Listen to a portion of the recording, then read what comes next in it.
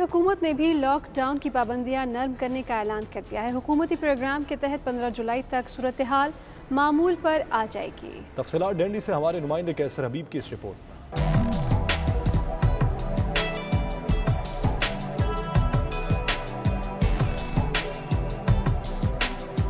Scottish حکومت دوسرے phase کے تحت زیادہ تر دکانیں کھولنے کے پروگرام کا پہلے ہی اعلان کر چکی ہے، جس کے تحت شاپنگ سینٹرز یا ایسی دکانیں جن کے دروازے سڑک سے منسلک ہیں انہیں کھولنے کی اجازت ہے۔ حکومتی اعلان کے بعد مشہور مقامی سٹورز کھل گئے ہیں جہاں لوگوں کی طویل قطاریں دیکھنے کو ملیں۔ حکومتی پروگرام کے تحت 3 جولائی سے سفر کے لیے 5 میل کی حد ختم کی جا رہی ہے، جبکہ 6 جولائی سے ریسٹورینٹس اور پب اپنی آؤٹ ڈور یا گارڈن سروس کا آغاز کر سکیں گے۔ 10 جولائی کے بعد لوگ گھروں میں دیگر خاندانوں کے ساتھ بھی ملاقاتیں کر سکیں گے۔ لاک ڈاؤن میں نرمی کے حوالے سے شہریوں نے خوشی کا اظہار کیا ہے، جبکہ ٹیکسی ڈرائیورز نے بھی سکھ کا سانس لیا ہے۔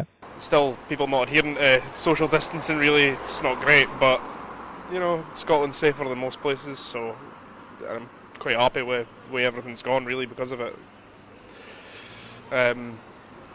Shopping-wise, it's mad that people are queuing for Primark and things, but other than that, it's all right, really. It's good to see things open again. جیسے کہ آپ لوگ دیکھ رہے ہو ادھر یہ سٹی سینٹر ابھی تھوڑا سا رش لگ گیا ہے، تو یہ لاک ڈاؤن کھل گیا ہے تھوڑا سا۔ ابھی ہمارا جو ٹیکسی ہے وہ بھی ماشاءاللہ بزی ہو گیا ہے۔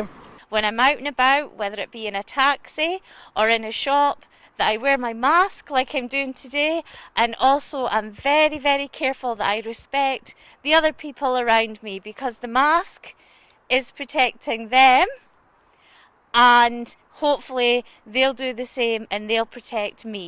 15 جولائی تک لائبریریز، میوزیم اور ہیئر ڈریسر بھی کام شروع کر دیں گے، لیکن مہیا کردہ ان تمام سہولتوں کے ساتھ ابھی صحت و صفائی، ہاتھوں کو بار بار دھونا اور 2 میٹر کے سماجی فاصلے کو برقرار رکھنے کی پابندیاں برقرار رہیں گی۔ کیسر حبیب، 92 نیوز، ڈنڈی، اسکاٹ لینڈ۔